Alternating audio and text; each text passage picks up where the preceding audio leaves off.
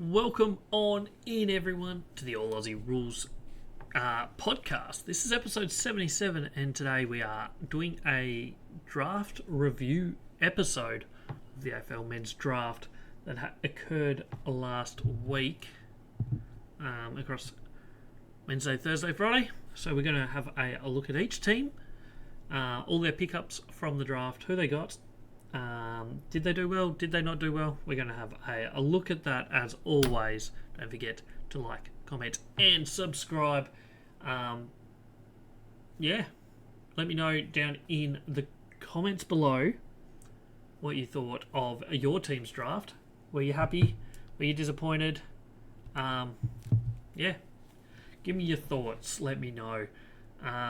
Whether you're on Spotify or YouTube, you can comment. Either way.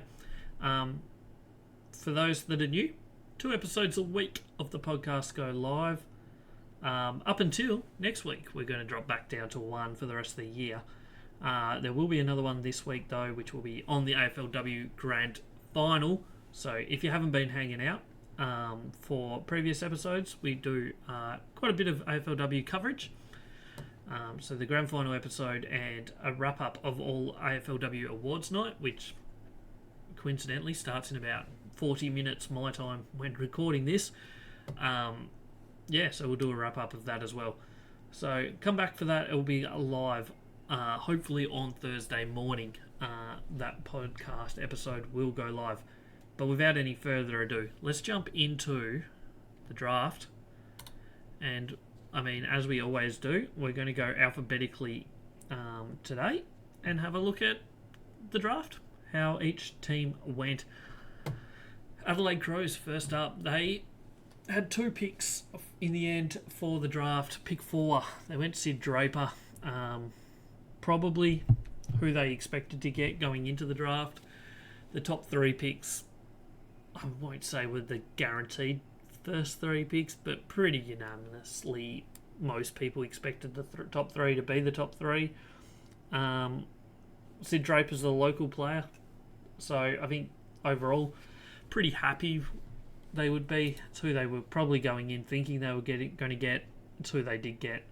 Obviously, he's a South Australian, so that's always a positive when drafting. He's a midfielder that gets a fair bit of the ball. He looks really good with the ball as well, in all honesty.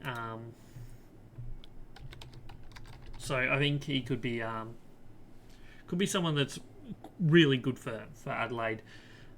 As an extra good ball user, I guess. So he played, 6 games this year, I think, in the SANFL.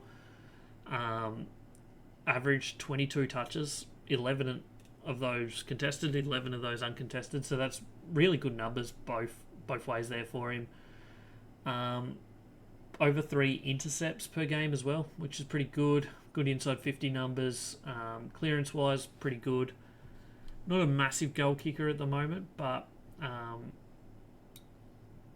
that might develop. We'll see. Most young midfielders don't typically start straight in the midfield, so we might see him play either forward or back to start. I would probably guess that it's going to be more back, just because of his ball use. He's pretty high disposal efficiency, although his kicking can let him down a little bit. He only went at 46 by foot in the SANFL, so a little bit of work to do, but I think that was the obvious pickup at 4.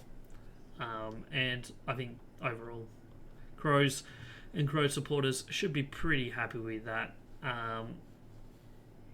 Next up, they also got Tyler Welsh, obviously son of I can't even think of his name. Good podcast this is, hey. I'm not even going to be able to get it. It's completely eluded me somehow. Anyway, Scott Welsh. It turned up eventually. That was pick 59, father-son pick. Key forward. We haven't seen a huge amount of him. He's 192 centimetres, so not the tallest key forward you'll ever see. But he played 10 games in the SANFL this year, managed 10 goals, so a goal a game. Contested marks, not huge numbers. Inside 50 count, okay. Not a huge amount of the ball, but as a young key forward, you don't really expect too much. I wouldn't be expecting to see him do too much in this 2025 season, maybe even 2026. It's going to be development years for him, and with the hope that maybe 2027, 2028, he's starting to move his way into that consistent games in their forward line. But we'll see how that plays out. Pretty solid pickup for a pick 59 to get someone that has a bit of size about him and can kick goals. Could be crucial. Moving on to... Oh no, we won't move on just yet actually, because we'll just mention quickly that in the rookie draft they also picked up Harry Schoenberg and Chris Burgess, who obviously were on their list last year, got delisted and relisted in the rookie draft, so no big news really, but we'll still mention it. Next up, we go to the Brisbane Lions. Obviously, the reigning premiers, and due to father-son / academy picks, they pick up 2 first-round picks, as well as a second-round pick as well. So pretty good effort from them. First off, obviously the big one, Levi Ashcroft, considered by most people around the place to be the best pickup, best player in the draft. Hard to argue it. In all honesty, he played 1 game in the VFL this year, had 35 touches. He's ready for senior football straight away. There's no doubt about it. How does he get his way into this Brisbane midfield will be interesting. They've got plenty of good players, but he's going to be ready to play straight away, you'd imagine. 35 touches in VFL on debut is huge. Uses the ball really well. He attacks. He gets the ball going forward. Tackles pretty well. There's not a lot this guy doesn't do, so he could be even better than his brother, which would be absolutely huge if that is the case for the Brisbane Lions, and certainly makes them a threat to the competition for many years to come. So huge get for them. Next up was Sam Marshall, another midfielder who Sydney put a bid in at pick 25, so late in the first round. They took him, another midfielder, slightly bigger than Levi Ashcroft, but overall much the same, sort of position, I guess. So they've stacked up on midfield presence. He played a couple games in the VFL, certainly not as exciting numbers as Ashcroft, but still averaged 16 touches a game in there.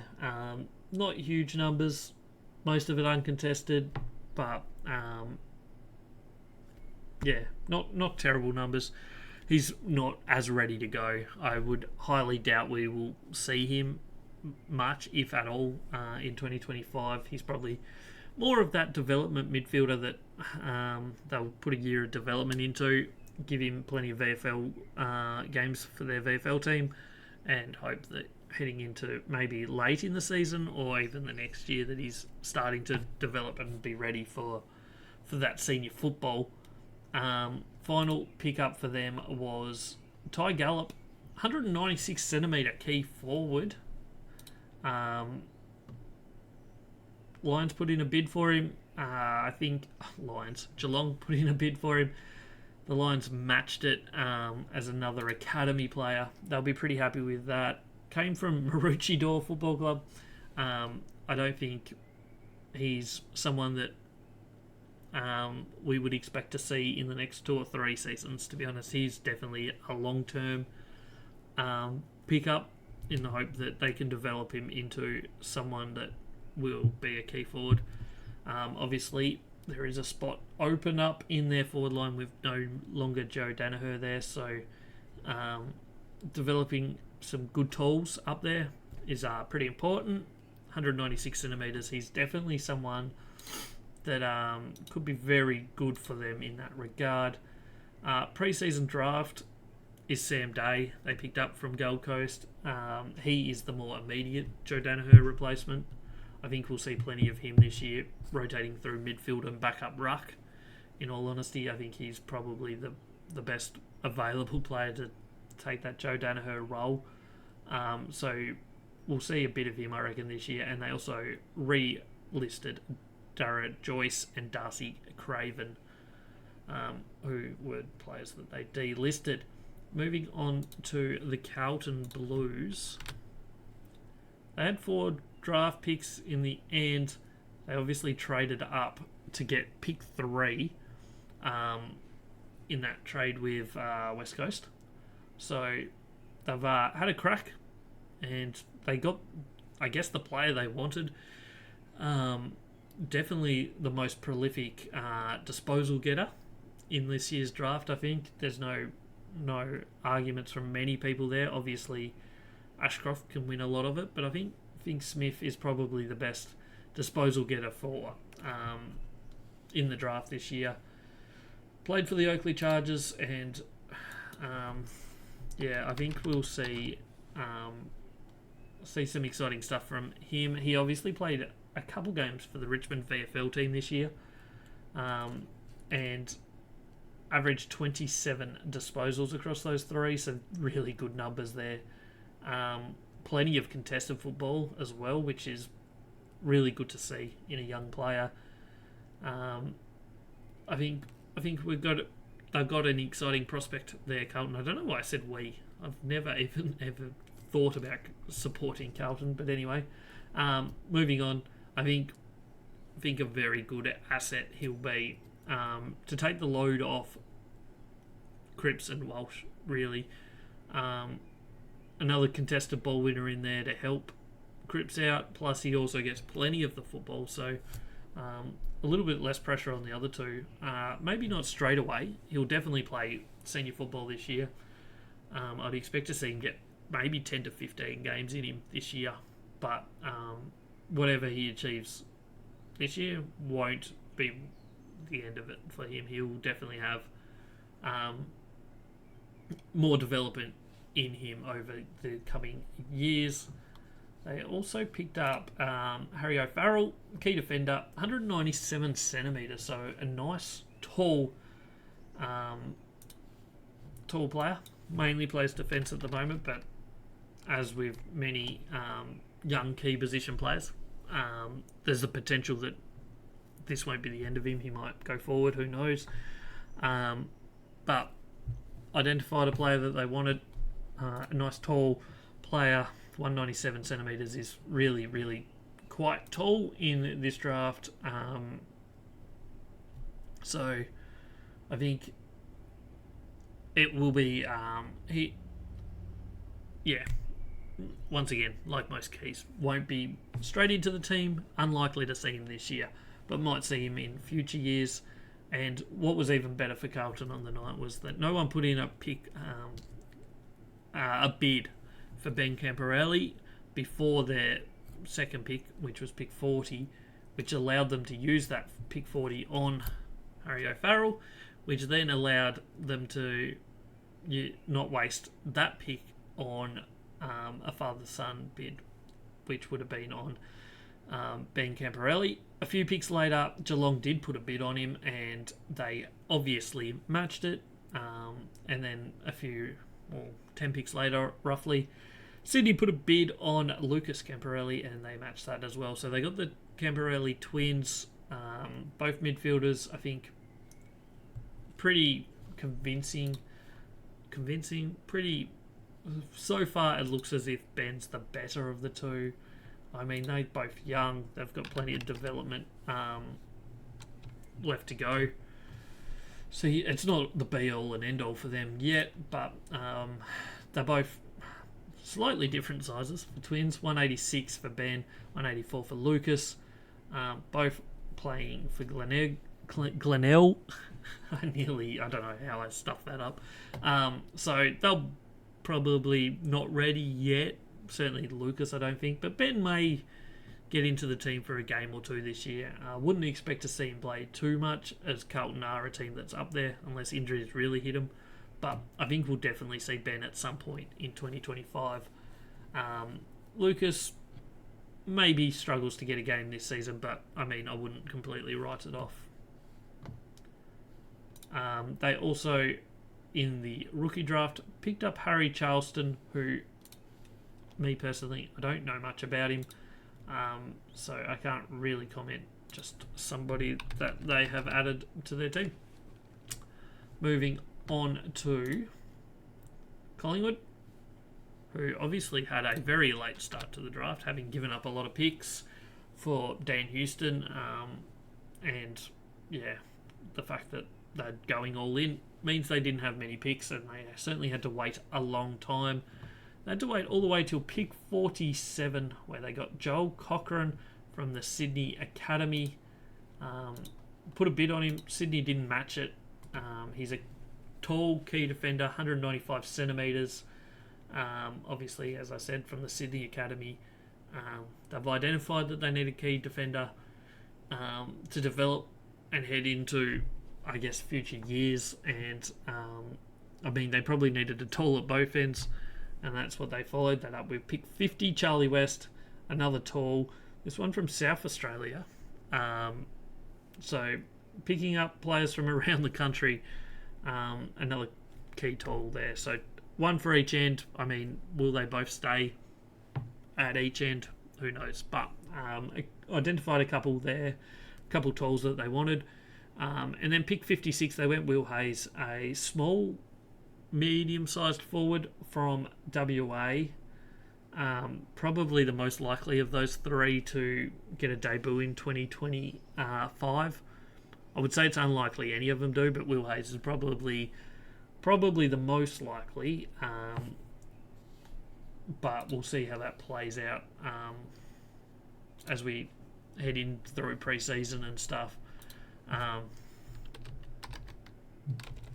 don't think any of them are really ready just yet, but as has been noted by many people over the last couple months, Collingwood have gone all in on this year, so they were not drafting for players for 2025 or even really 2026. Once the older players for Collingwood start retiring,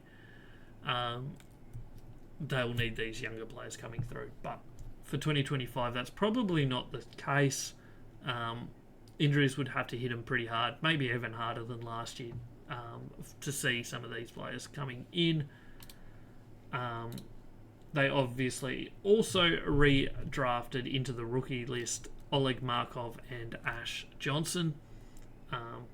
So it was an interesting choice to kind of delist Oleg Markov, premiership player from just over 12 months ago.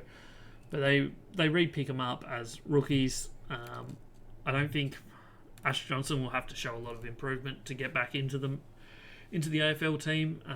His VFL form wasn't great, and neither was his AFL form.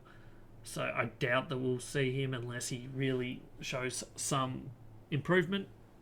Whereas Markov, he'll certainly, I don't think he's in their best 23, but he's certainly a depth player, someone that will probably play 10 to 12 games depending on injuries and so forth. So that's Collingwood for 2024 draft. We move on to the Bombers next. They used up quite a few picks here. Their first one was Isaac Kako, obviously an academy player.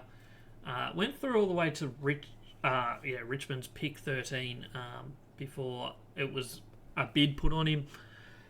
They obviously matched it. He was the one they wanted. Small forward that hopefully will add some goal-kicking ability into that forward line for the Bombers.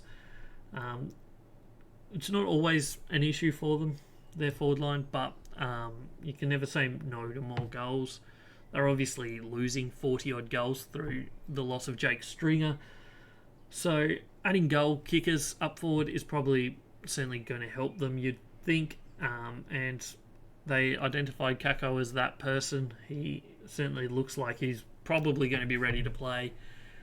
If not round 1, I would imagine we'll see him before round 5 or 6 for the Bombers. I would imagine they'll try and get 15 odd games into him. 2024 would be my guess.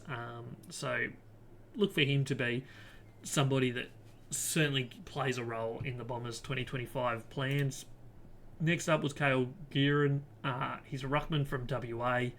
200 centimetres. Not too many ruckmen in this draft. As with most ruckmen, we won't see him this year, I wouldn't imagine. Their ruck stocks are pretty solid for the current time in Draper and Goldstein, so 2025 ruck issues is very unlikely for the Bombers, so he's just a prospect player, but someone that could be really, really good for them. Angus Clark was pick 39, key defender. Not huge though, he's only 189 centimetres, so probably plays more that medium versatile forward role on the players that maybe not quite as tall but strong contested marks, high marks. So once again, probably not someone that comes straight into this team, but having said that, maybe he does. They'll be looking at him to be someone that can use the ball well in their back line. Reece Unwin, much shorter player compared to their previous couple picks, 179 centimetres. He'll be mainly midfield, probably start a little bit forward of the ball. I don't envision him getting much, if any, play in 2020, whatever year we're in, 2025.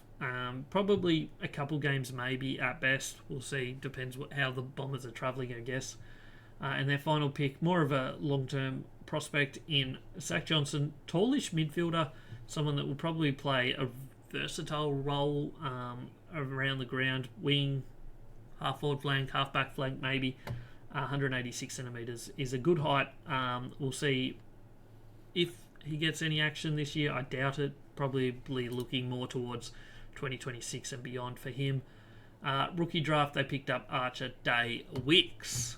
And that is the Bombers draft. Obviously copped a bit of criticism on the Foxtel coverage and maybe some other places as well about their trading away of their round 1 pick this year.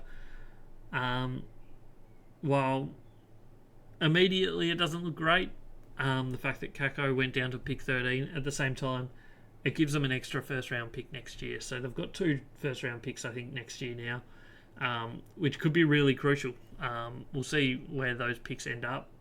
Though obviously, I think it was Melbourne they traded with, so they'll be hoping Melbourne have a bad year next year. But I wouldn't listen too much to what the Fox Footy hosts were saying about how bad of a draft it was. I think it's a solid draft. I don't think they've got any instant success. Maybe Kako, we'll see how he turns out as a forward for them. But I certainly wouldn't be saying it's a bad draft from them. It's a solid draft, in my opinion. Next up, we go to the Dockers, and who they picked up. They had a few picks. They started with pick 17. They went to Murphy Reid, midfielder, 182 centimetres from the Sandringham Dragons. A good midfielder, solid midfielder, obviously coming from Victoria. I think a solid pick, someone that we'll see this year for sure in their midfield. Obviously, well, probably not in their midfield, maybe a wing role, maybe half forward flank. Being that Fremantle have a very solid midfielder as it is, with some massive ball winners in there. Without injuries, you're probably not going to see him cracking into that in a midfield. But certainly could see him playing quite a few games in 2025, whether it's on the wing or maybe even half-back flank, depending on how he progresses, I guess. But certainly someone that will be looking to play. Next up, pick 34, they went key forward in Charlie Nichols, 197 centimetres, so pretty tall player. I don't, as with all talls, I doubt we'll see him this year. Someone for the future, I guess, for them. And a really good, strong body that will probably develop over the coming years. So could be a really good pickup for them. And then third pick for them was pick 63, Jaron Carr, who was a father-son pickup, son of Matthew Carr. Another one that I don't think we'll see straight away, probably not for a little bit older than most of the rest of the draft class, 2 years older than the typical person drafted. 191 centimetres, bit of a versatile player, probably a bit of forward, bit of backman sort of role, mainly forward I would say, but once again I don't think he's quite ready just yet for senior AFL football. Being a little bit older, maybe potentially could be looking towards it the end of the season, but I doubt it, just based on what we've seen. Played 9 games in the Waffle last year. Only kicked the 3 goals, so not a big goal kicker, but 13 touches per game. So he was getting a little bit of it, but I wouldn't expect to see too much from him in 2025. They used a rookie draft pick to get Aiden Riddle as well. Moving on to Geelong Cats, obviously made it to a prelim final in 2024. Didn't have a pick until pick number 44 this year, which they used on a key forward in Jay Polkinghorne. Obviously waded a fair way into their draft, 190 centimetres, so he's not the tallest, probably one of those medium to tall sized forwards, but being at that height, he's from South Australia, potentially could be someone that maybe gets a few games this year in that third tall role up forward, depending what happens. Obviously they've lost Tom Hawkins from their forward line. Gary Rowan was also delisted, so they've lost a little bit of height out of their forward line, so someone like a Polkinghorne could be someone that surprises a few and gets a game or two. Pick 52, they got a ruckman in Jacob Molia, 201 centimetre, tall from Sturt. I think this was one of the better pickups of the draft, in all honesty. He was arguably the best ruckman in the draft, and they got him at pick 52. With ruckman, it can be hard to know exactly how they'll develop, but he's a big body. He's going to certainly take a bit of work to get him ready for AFL, but looking a couple years in advance, he could be a really good pickup for Geelong into the future. Pick 66 was Lennox Hoffman. He's a key defender. Not the biggest boy, 191 centimetres tall, but certainly will potentially be another one. They've kind of always been a team that brings players on pretty soon after being drafted, and he's another one that could be seen towards the later half of 2025. Final pickup, pick 69 for them, was Caton Matafei Forbes. That was always going to be a mouthful for me. He's a medium to tall sized forward, 189 centimetres. I think we won't see him 2024, probably 2025, sorry. Maybe 2026 or maybe late 2025, but I think unlikely to see him progress straight into the seniors, but certainly someone that we could be seeing in a few years' time. Next up, what else do we have for them? They used 3 picks in the rookie draft. I think that's the most of anyone. They got Xavier Ivzik, Patrick Rotesco, and Joe Pike. We move on to the Gold Coast Suns, who pretty much might as well have not turned up to draft night. They knew, we knew who they were going to be picking up.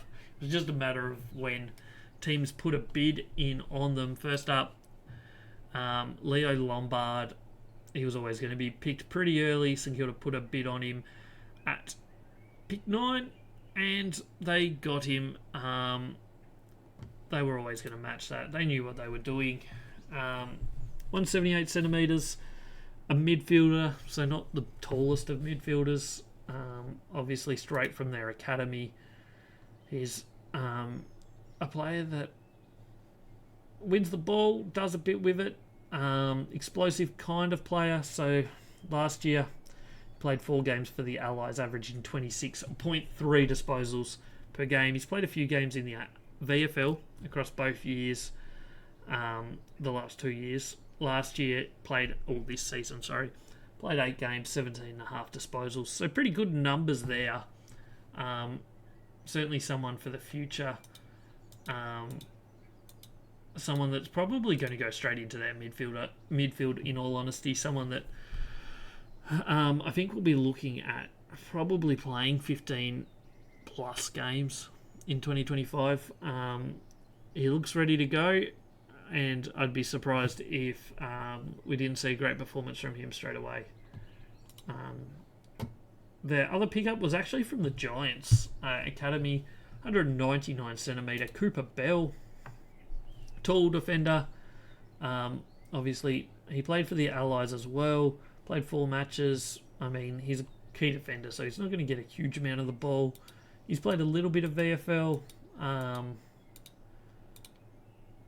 Good spoiler from what we've seen so far. So I think someone that, once again, probably not straight into the team. He's 199 centimetres. He's quite tall, but I wouldn't be surprised to see him get a few games late on in this season, if I'm being honest with you.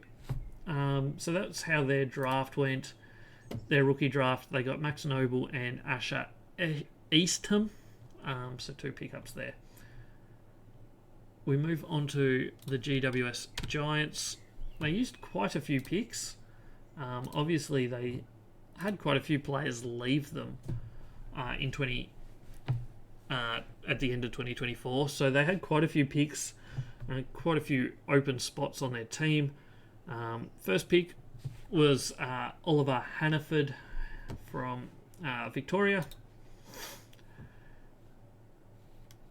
180 centimetre, mainly forward position player. He can play anywhere though. Maybe see him a little bit in the midfield. Maybe running off half back, depending on I guess where GWS need him the most. Potentially off that half back line to start with, but we'll see how that plays. Played in the under-18 championships for Victoria. Didn't get a huge amount of the ball, just 11 touches per game, but I mean, it's not terrible. Didn't kick a goal. His campaign for the GWV, Greater Western Victoria Rebels, was probably looked better. Played 17 matches in 2024, 17 touches a game, got a couple goals here and there. In fact, averaged over a goal a game for them. So someone that could develop quite nicely. A little bit of work to do, but a good prospect nonetheless. Someone that has potential to play a variety of roles, which is always very beneficial. Next pick, they picked up Harrison Oliver, 181 centimetres. He is more of that defender role, running backman, get a fair bit of it, usually uncontested, use the ball well and try and run all day sort of player. Numbers aren't huge through under 18 championships and under 18 Vic boys, but someone that certainly could develop into a good player. I don't think he's quite ready for the AFL just yet, but probably by the end of 2025 may well be pushing towards a role in the GWS Giants team. Pick 24, so they had 3 picks quite quickly there. Was Cody Angrove, 182 centimetre, another forward from Claremont. What from Claremont WA? Sorry, got distracted for a second. Mainly a forward, not a massive ball winner. Played Waffle Colts both 2023, 2024. Didn't make it into the Waffle, so maybe needs a little bit more development. Did play 4 games for the Western Australia under 18 team. I don't think quite ready just yet. Not a massive goal kicker. More of a development player, in my opinion. Unlikely, I think, that we see him this year. Pick 36, they went for a midfielder in Jack O. He's tall midfielder. Very tall, 194 centimetres. Puts him as one of the taller midfielders, not just in this draft, in the AFL. Will he always be a midfielder? I guess we'll see. Not massive ball winner for the Vic Country team. However, for the GWV Rebels, did average over 22 disposals per game in 2024. So was a bit of a big ball winner for them, in all honesty, this year. Some good numbers. Not a massive goal kicker, but someone that can run, get plenty of the ball. Potentially we'll see him play this year. I doubt we'll see him go in fully in the mid, maybe a wing role to start with, but certainly someone that I could see playing quite a few games this year. And pick 71, which was, if not the last pick of the draft, certainly very close to it, Logan Smith was picked up. He's from their academy. 204 centimetre ruckman. I mean, as with most ruckmen, a prospect player. They've got Kieran Briggs, so they don't have an immediate need for ruckman just yet. But he's certainly someone that could develop. He's tall. He's pretty strong body. I think with a few more years development, we could see quite a good performance from him. He's a player that gets quite a few hitouts in both the under-18 championships. He played in the VFL for the GWS Giants, and he also played under-18 Vic Boys for the GWS Giants. So plenty of development from him so far, and I'd be very surprised to see him play this year, but he's someone that we could see play in future years. In the rookie draft, they re-listed 3 players that they delisted, and they were Lockie Keefe, Jacob Ware, and Josh Fahey. Moving on to the next team, which is the Hawthorn Hawks. Wrong way, sorry. This way. They only had 2 picks. Obviously, they went all in on trades this year. They got Noah Mraz at pick 35. He's key defender, 198 centimetres. Played a bit of under-18 championships in 2023. Missed the 2024 campaign, I think, due to injury. He's a tall defender, gets around the ground pretty well. Didn't play much Vic Boys this year, so probably dropped a little bit in most people's draft boards based on the fact that he missed quite a lot of 2024. Someone, though, that won't be ready to go. I mean, they've got plenty of stocks down back, so he's not an immediate need for them, but someone that they'll be looking to develop under the rest of their key defenders, and hope that maybe in 3 to 4 years he's ready to take that next step. Pick 64, Cody Anderson, midfielder, 183 centimetres. Not a huge ball winner always. I mean, he played 1 game in the VFL for Box Hill, had 16 touches, which isn't too bad.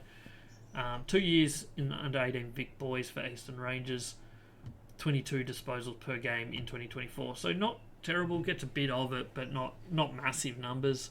He's pretty quick from what I can tell. Pretty good clearance, pretty good tackler. Probably find it hard to break it straight into this Hawthorn team, but maybe someone that gets 3 or 4 games in 2024, depending how Hawthorn are going, where they, in terms of injuries and performance-wise, but certainly could be someone that could sneak a game or 2 in 2024. Pre-season draft, all they did was pick up Jack Gunston, who obviously they relisted.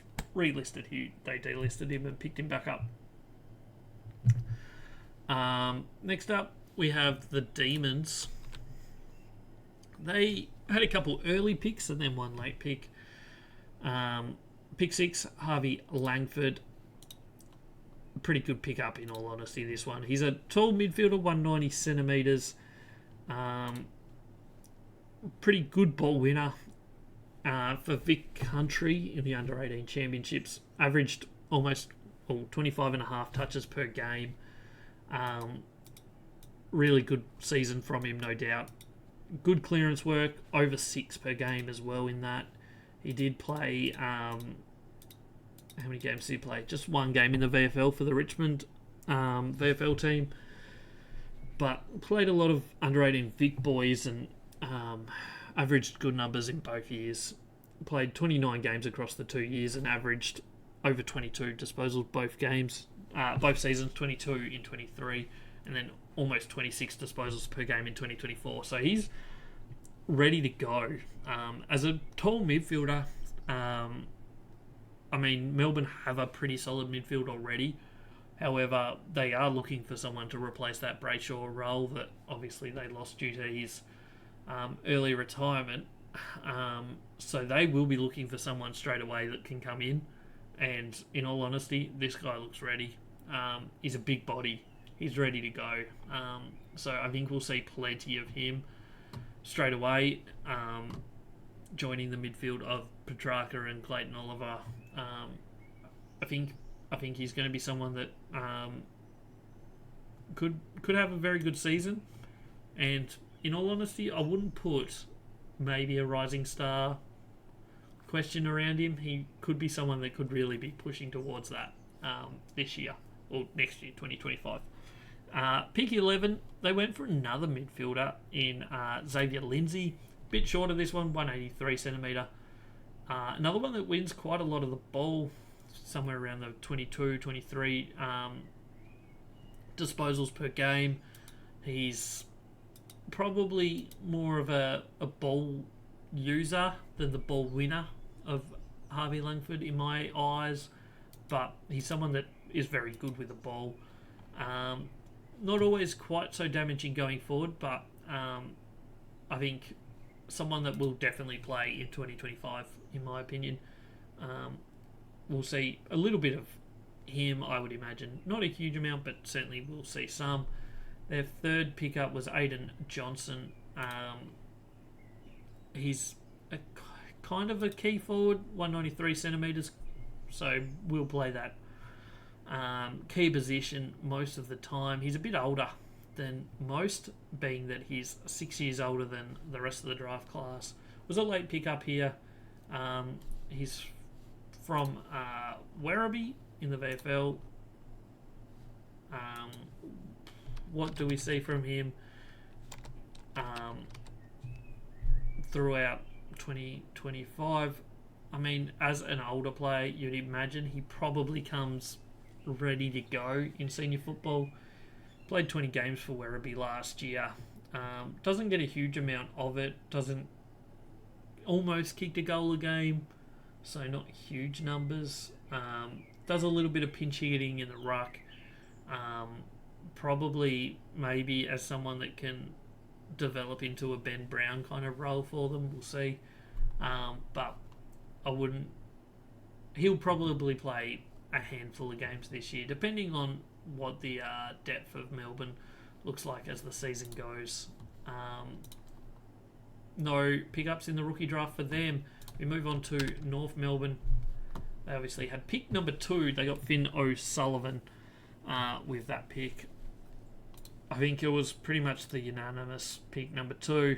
There was a little bit of talk that maybe he could go number 1 a few weeks out, but pick number 2 is probably what we expected, and that's where he went. Played one game in the VFL, didn't have a huge amount of it. Not the biggest ball winner of midfielders, in all honesty. Vic Country only played 5 games across the 2 years, averaging mid-teens in the disposals. In the Vic boys for Oakley Chargers, a little bit more of it. Didn't play a huge amount of games due to injuries and such, so he's someone that maybe if he had have had a full season in 2024, could have gone a little bit higher. In all honesty, I don't think he's as well progressed as a lot of the other midfielders gone through that got picked up through round one. There's a lot of talent in that midfield stocks that got drafted this year, so I don't think we'll see a huge amount of him just yet. But he's certainly someone that will probably play some games. I just don't think we'll see his best for a few years, in all honesty. Pick number 27. They got Matt Whitlock. They traded up with Richmond to take this pick. They've given up their round one pick for next year to get this guy. I think it was a bad move not to pick up this guy, but give up their first round pick next year, which in all honesty probably is going to be a top 10 pick. It's very unlikely not to be a top 10 pick for pick 27 in Matt Whitlock. Is this guy as good as a top 10 pick next year? I guess we'll wait and see, but they certainly went for it. They pick him up, 197 centimetre key forward. His brother got drafted a few picks later to Port Adelaide. Key forward, he's tall. He's going to be, obviously, I doubt he's going to be ready to go this year, but they obviously also picked up Darling, so he's probably not necessarily going to be needed too much this year, but we'll see how that plays out. Did kick almost 2 goals a game for the Murray Bushrangers in 2024, so has potential going forward. I just don't think we'll see too much of him this year. Pick 57 was Luke Urquhart from East Fremantle, midfielder, 185 centimetres. Played a bit of Waffle Colts last year, played also for Western Australia in the Under-18 Championships and was pretty solid, 21, 22 touches per game is what we saw from him a lot. I think 2025 probably not quite ready for senior football, but someone that will develop around a lot of other young players that North Melbourne have through the midfield. Their final pickup was pick 67, River Stevens, who is son of Anthony Stevens, father-son pickup. Haven't seen a huge amount of him yet. Young, I mean, he's young. He's not really someone that's been pushing a huge amount of disposals or games through juniors, under-18 competitions. So I don't think we'll see a huge amount of him in the next couple of years. He's probably a long-term prospect in the hope that they can develop him into a really good midfielder. But we'll see how that plays out throughout 2024 or 2025 even. Toby Pink was relisted by them in the rookie draft. Moving on to Port Adelaide Power. They used up 3 picks in the draft. Joe Berry, they got at pick 15. He's a forward from the Murray Bush Rangers. 180 centimetre forward. One of the non-midfielders taken in round 1. Left footer. Played a fair bit of football last year for the Murray Bush Rangers, 14 games. Almost 2 goals a game for them. Almost 2.5 goals for the Victoria Country team in the Under-18 Championships. I don't think any doubt.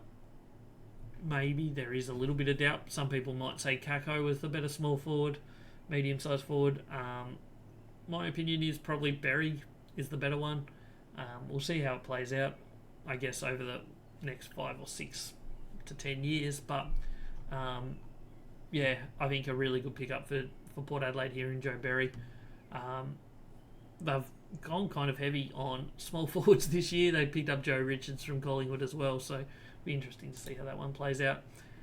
Jack Whitlock, as we just mentioned, Kangaroo's got his twin brother. Jack is 200 centimetres, so slightly taller.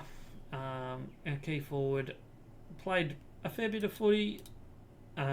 Most people had both the Whitlocks very similar ranked. Interestingly, the Kangaroos took his brother first. Probably kicks a few more goals than Jack does. But yeah, we'll see how that plays out across the years. He's not going to be seen, I don't reckon, this year in that Port Adelaide forward line.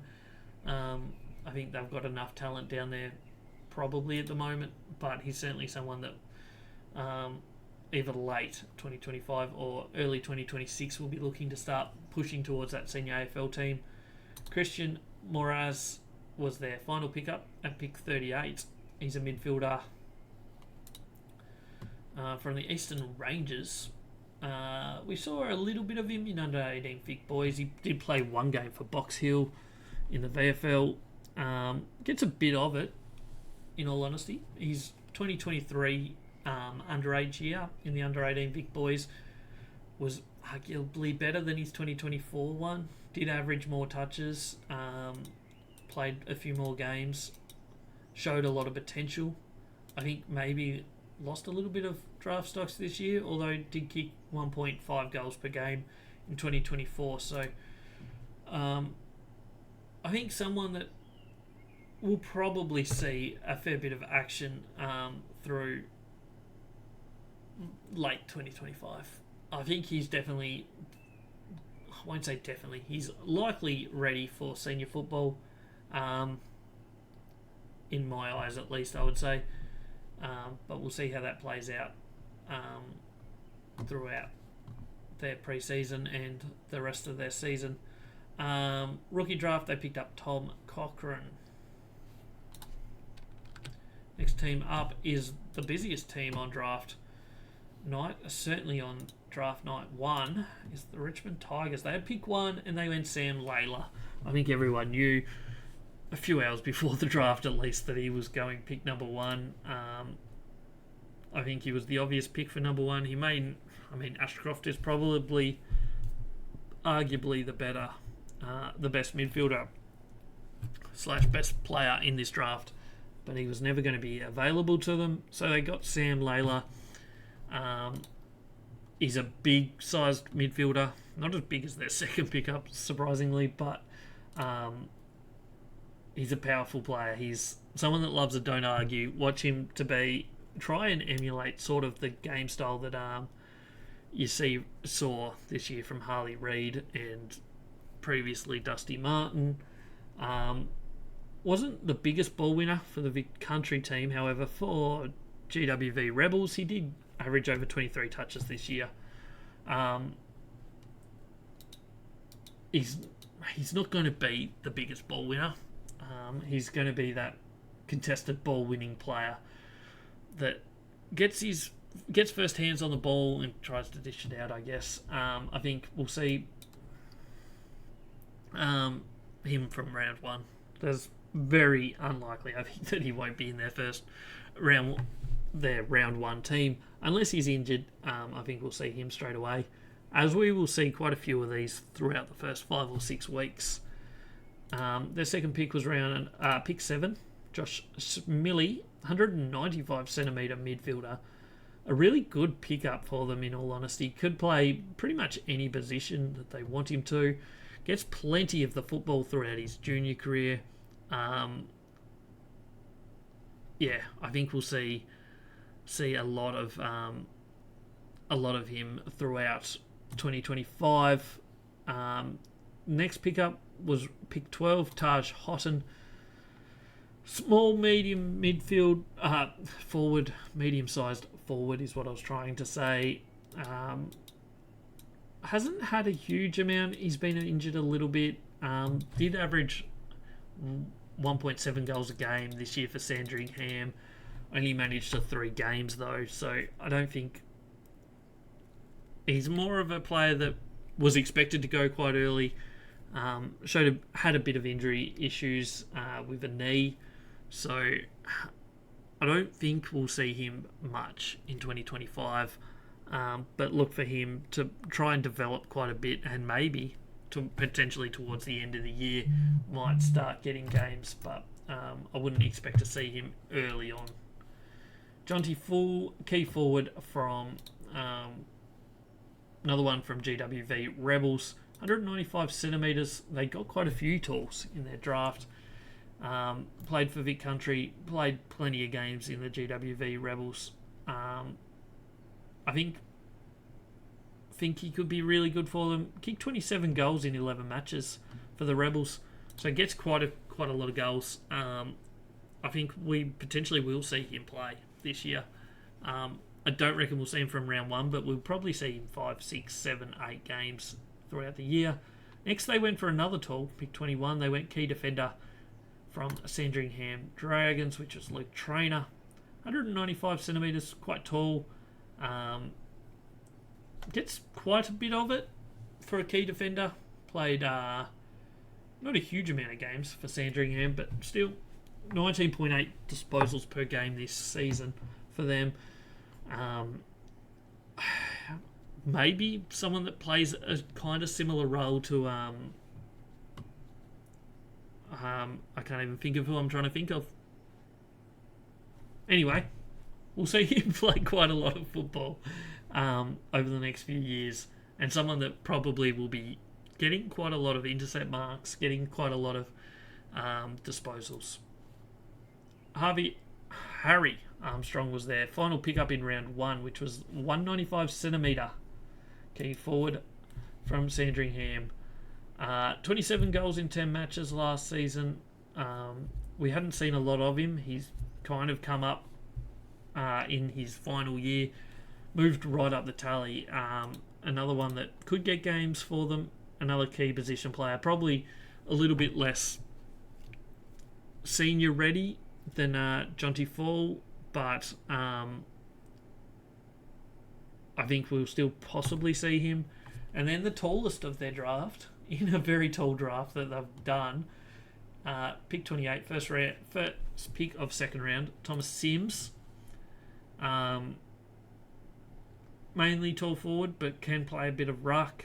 I think won't see much of him this year, but certainly someone they'll be hoping that they develop. Then pick 58, they got Jasper Alga, the smallest of their draft picks at 183 centimetres. Another forward, someone that, once again, hasn't seen a heap of him, but someone that will probably take a year or two to develop. Might get a game or two late in the season. We'll see how that plays out for him. Nothing in the rookie draft for Richmond. We move on to St Kilda. This has been a long episode, I apologise, but there's a lot of picks to go through. St Kilda, Toby Travaglia, the midfielder from Bendigo Pioneers. I stuffed up his name, but we're going to keep chugging along. Pretty tall, can play defence, can play midfield. I would imagine we'll see him starting a bit of a half-back flank sort of role for St Kilda. Gets plenty of the football, 20 plus disposals, has played a couple games in the VFL for Carlton. So I think he's probably ready to go straight away. As I said, we'll see him as a running backman early days, probably potentially developing more into a midfield role as his career develops. That's my thoughts, at least, my understanding of what we'll probably see from him. Pick number 10, they had 2 picks in the top 10, which is really good for them. Alex Taru, he's a tallish key defender, 193 centimetres, good interceptor from what we've seen so far in his under-18 career. Not a big ball winner, but I mean that's kind of what you expect from key defenders. I doubt we'll see him ready to go this year, probably more a 2026 onwards prospect. But someone that looks like could be a handy pickup nonetheless. Pick 32, I went another key defender, interestingly enough. So the first 3 picks will all probably start their careers in the defence. Was James Barrett, 194 centimetres. Played a game in the VFL for Essendon. Looks pretty much ready for senior football. I don't think we'll see him quite in the AFL just yet, but he'll certainly spend the season in VFL, and maybe late in the season will be ready, but I would say more of a future prospect. Pick 45, they took you a box shell, medium-sized midfielder, competitive ball winner. He's from WA, played for Claremont in the Colts. Got a fair bit of it for them in the under-18 championships for WA. Averaged 18 possessions a game. In other drafts, probably would be a lot earlier as a pick as a midfielder, but a lot of depth in the midfield talents this year in the draft. I still don't think he's quite there yet. We'll have to see a full season of him in the VFL, I reckon. But certainly someone that could develop quite quickly. Pick 53 was Alexander Dodson, 203cm ruckman. Big boy, playing for South Australia in the under-18s. Sturt in their under-18s. Didn't crack the SANFL team at all, but which suggests he's not quite ready yet.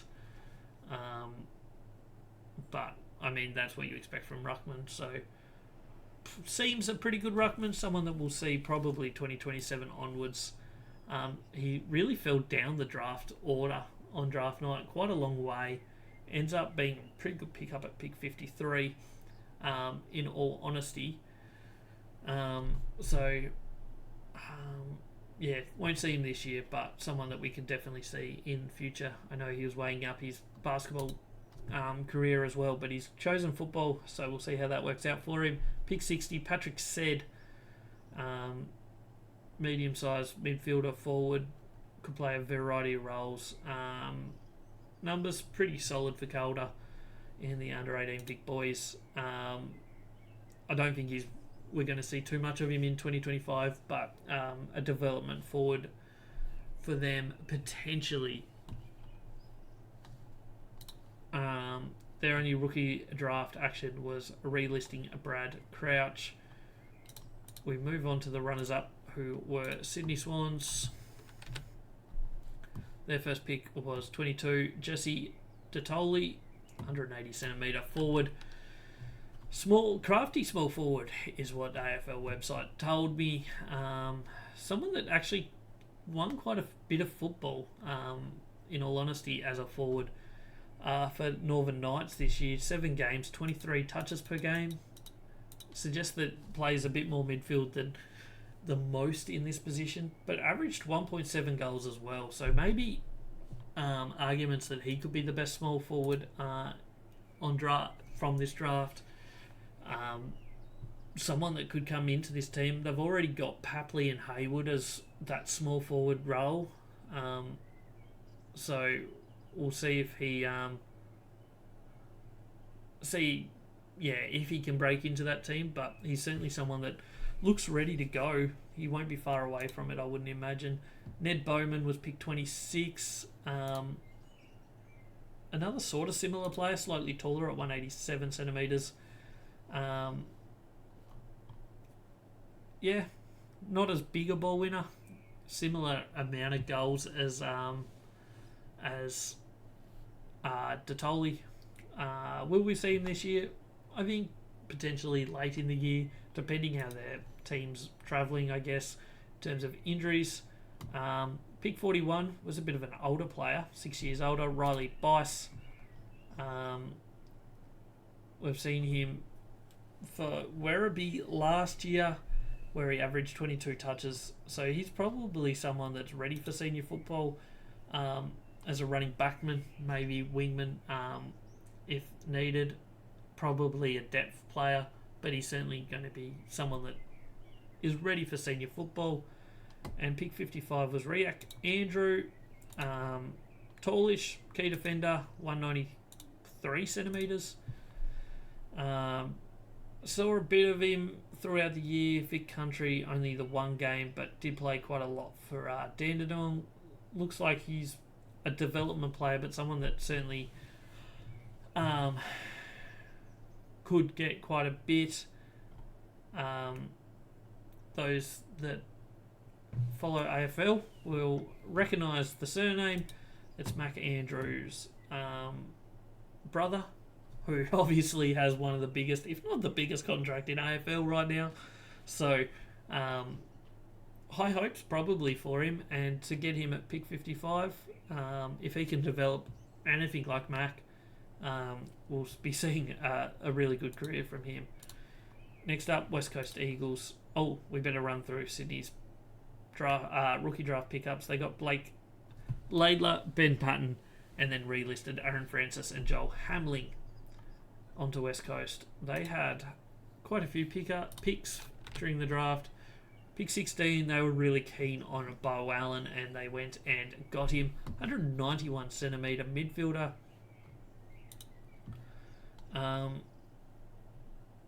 Obviously Western Australian, so that's always a positive for them, I guess. Not the biggest ball winner, but I mean 20 touches for Western Australia, 21 for Peel Thunder and the Colts. Did manage 11 games in the senior waffle team this year, so got a fair bit of senior action, which is always a positive. Suggests that we'll see him probably this year for West Coast. I wouldn't have high hopes that we'll see massive numbers from him this year, but he is someone that we'll see probably around about that 10-game mark, I reckon. Pick 30, they went for a key forward in Job Shanahan. 42 goals in 20 games last year. He looks like someone that's pretty ready to go. Played a few games in the VFL for Essendon. Looked good for Bendigo Pioneers. I think we'll see him come along quicker than most key forwards. Did average 3.7 goals a game for the Bombers in the VFL, which is quite a lot. I know it's only 3 games, but still, that's quite a good effort. It's 11 goals I think in 3 games. Could be a really good pickup for them. They probably do need another tall forward going into their lineup with Jack Darling leaving the team, so I wouldn't say he'll be straight into the team, but I think we'll definitely see him this year. Tom Gross was the next pickup, midfielder from the Oakley Chargers. Someone that looks, I don't think he's quite ready, but he's someone that will probably win quite a lot of football once he does make it into the team. Certainly a ball-winning midfielder, so that's a positive for them, I think. I don't think we'll see him straight into the team, though. Luca Grigo, another midfielder, pick 48. Probably more of a long-term prospect as a midfielder than Gross. I don't think we'll see him at all in 2025, in the seniors at least. They'll be giving him a bit of waffle action, I reckon. Hamish Davis, a bit of a medium-sized forward, 190 centimetres, pick 65. Averaged well over a goal a game. Looks like someone that has played some senior waffle, which is always a positive, as we've said a couple times today. Did play how many games? 7 games in the waffle, so that's quite a good amount of games. Senior football, did kick a goal a game in that. In the Colts, was averaging well over a goal a game. 1.8 goals a game in the under-18 championship. So he's someone that could be coming into this team this year as that medium-sized forward as well. So they've got a few players that can come in and pretty much play straight away.